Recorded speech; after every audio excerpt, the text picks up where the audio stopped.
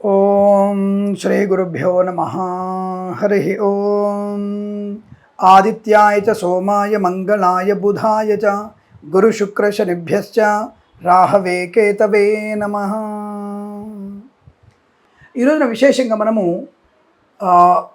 పంచగ్రహ కూటమి, అందులోనూ 12 సంవత్సరాలకు ఒకసారి వస్తున్నటువంటి పంచగ్రహ కూటమి.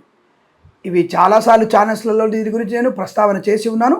మన ఛానల్ ద్వారా కూడా మన ఆత్మీయులకి తెలుసుకునే ప్రయత్నం కోసం మీ ముందుకు వచ్చే విశేషం ఏంటంటే, ఈ 5, 6, 7 తేదీలలో ముఖ్యంగా 6, 7 తేదీలని ఫోకస్ చేశారు బాగా.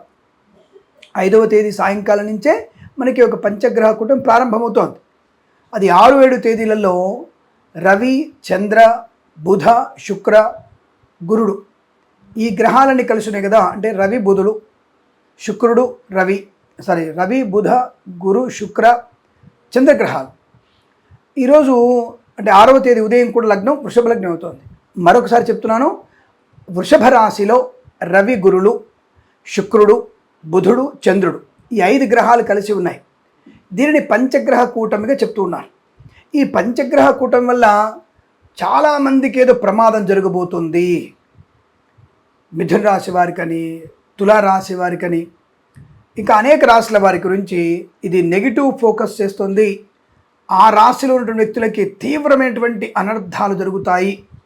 అందులో మకరం, కుంభరాశుల వారికి కూడా చెప్పారు. మరి ఇటువంటి రాశులందరికీ కూడా ఈరోజు ప్రమాదం జరుగుతుంది. 5, 6 తేదీలలో మీకు 100 కోట్ల నష్టం వచ్చేస్తాయి, ₹1,00,00,000 మొత్తం పోతాయి మీవి అన్నటువంటి భావన. ఆ తగ్గట్టుగానే మనకి 4వ తేదీ ఎలక్షన్స్లో ఎగ్జిట్ పోల్స్ అప్పుడేమో సెన్సెక్స్ కానీ షేర్ మార్కెట్ ఉవ్వెత్తున పైకి లేచింది. 4వ తేదీ రిజల్ట్ రోజున బీజేపీ ప్రభుత్వం కొద్దిగా డౌన్ ఉన్న సమయంలోనే మళ్ళీ 8 లక్షల కోట్లు నష్టం వచ్చేసింది. మరి ఈ పంచగ్రహ కూడా ప్రభావం అయితే మనకి 6, 7 తేదీల్లో కలగాలి కదా. ఉదాహరణకు చెప్పుకుందాం. అంటే దేనికి సంకేతంగా చెప్తున్నారు? నా చేత యజ్ఞం చేయించుకోండి, హోమాలు చేయించుకుంటే బ్రహ్మాండమైనటువంటి అభివృద్ధి ఉంటుంది, మీకు 100 కోట్లు వస్తాయి, నేను చెప్పిన మంత్రాన్ని ఫాలో అవ్వండి, అనుకూలంగా ఉంటుంది. నువ్వు చెప్పిన మంత్రాన్ని కాదు, ఇక ఈ మంత్రాన్ని చదువుకుంటే బాగుంటుందని చెప్పండి. ప్రజల యొక్క భవిష్యత్తుకి అనుకూలంగా ఉండే చేయండి. మీరు సొంతంగా ఏదైనా లోక కళ్యాణకు చేసేటట్టయితే యజ్ఞయాగాలు చేయండి. మీరు డబ్బులు ఖర్చు పెట్టించుకొని ఆ పూజారి గారు కానీ, ఆ పురోహితుడు, ఆ జ్యోతిష్య పండితుడు తాంత్రిక పూజలు కానీ, మాంత్రిక పూజలు కానీ చేసినా అవి చేసుకునేటువంటి ప్రయత్నం చేయండి, ఇబ్బంది లేదు. కానీ వైదిక క్రతువులో తాంత్రిక పూజలకి ఎక్కడ కూడా ఆధారం తక్కువ. కొన్ని శక్తి పీఠాలలో ఆ ఆచారం, ఆ ప్రాంత ఆచారాన్ని బట్టి ఇప్పటి కొన్ని తాంత్రికమైనటువంటి పూజ విధానాలు కొన్ని ఉన్నాయి. కానీ వైదిక పూజలు ఎక్కువగా ఉంటాయి. వైదిక పూజల్లోనే అమ్మవారి సంతుష్టురాలవుతోంది. ఉగ్రమైనటువంటి పూజల వల్ల ప్రమాదాన్ని పొందుకునే అవకాశం ఉంటుంది. సరే, ఆ విషయాన్ని పక్కకు పెడితే ఈ 5, 6, 7 తేదీలలో అంటే మరి 6, 7 తేదీలు, ముఖ్యంగా 6, 7 తేదీలలో వస్తున్నటువంటి సునామీలు, అలాగే భూకంపాలు, అణుబాంబులు వేయడం, యుద్ధం జరిగే అవకాశం అన్నటువంటి విషయాలను ఎక్కువ చెప్తూ ఉన్నారు. సో కాబట్టి ఇటువంటి విషయాల్లో మీకు పెద్దగా దాని గురించి ఎక్కువగా టెన్షన్ పడాల్సిన అవసరం లేదండి. మీకు వృషభ రాశిలో శుక్రుడు స్వక్షేత్రం. వృషభ రాశికి ద్వనాధిపతి అంటే ద్వితీయాధిపతి, ధనాధిపతి, పంచమాధిపతి బుధుడు శుభమిత్ర క్షేత్రం.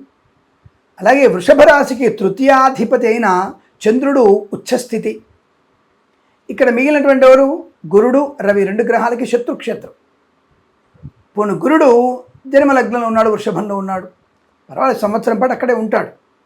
రవి ఇంకొక 15 రోజులే ఉంటాడు. ఈ రోహిణి కార్డు దాటిపోతే ఆయన వెళ్ళిపోతాడు. అంటే ఇప్పుడు ఎట్లాగూ మూఢం కూడా వచ్చేసి తొలగిపోయింది, గురుమూఢం కూడా తొలగిపోయింది.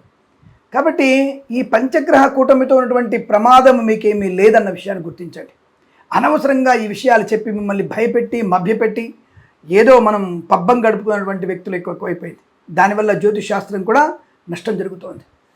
అలాగే మొన్న ఎన్నికల్లో కూడా మనకి ఆంధ్రప్రదేశ్లో మన తెలుగు ప్రజలందరూ కూడా పక్కనటువంటి మన రాష్ట్రం ఆంధ్రప్రదేశ్ రాష్ట్రంలో చాలామంది వచ్చేసి గొప్ప పండితులు, మేము ఈ దండమే నా చేతిలో ఉంది, ఈ దండంతో చెప్తున్నాను నేను, ఈ దండం నాకు అదే చెప్తుంది, ఈ గవ్వలు అవి చెప్తున్నాయి, అది చెప్తుంది, దేవుడు నాతో చెప్పిస్తున్నాడు, నేను బ్రహ్మాండం చెప్తున్నా, చక్రాలు చెప్తున్నా, ఇక చక్రం వల్ల ఇలా ఉంటుంది చెప్పడం.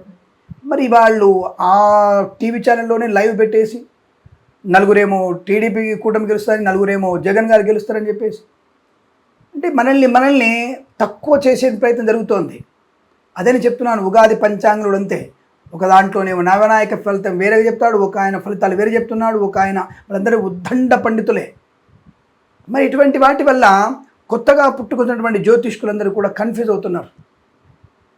కాబట్టి ఈ విషయంలో జ్యోతిషందరూ కూడా ఒక తాటి మీద ఉండే ప్రయత్నం చేయండి. ఇలాంటి పంచగ్రహ కూటముల గురించి ఎక్కువగా అనవసరంగా భయపెట్టకండి. రెండోది, ఒక ఆయన వచ్చేసి శుక్రుడు గురుడు ఎట్టి పరిస్థితుల్లో కూడా 12 ఏళ్ళ తర్వాతనే మళ్ళీ కలుస్తారంటాడు. ఎవరో చెప్పి నాకు అర్థం కాదు మీకు ఆ విషయం.